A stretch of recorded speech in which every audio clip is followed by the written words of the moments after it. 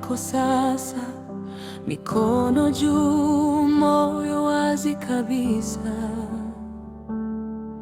Umebeba machungu, umeona machozi. Kila nilipoanguka ulininyosha tena, na sasa nasema wewe ni mtakatifu.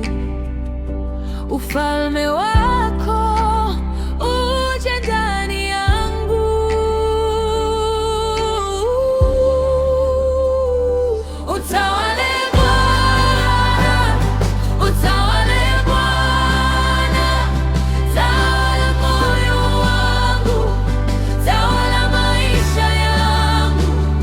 Utawale Bwana, utawale Bwana, wewe ndio wa kwanza, wewe ndio wa mwisho.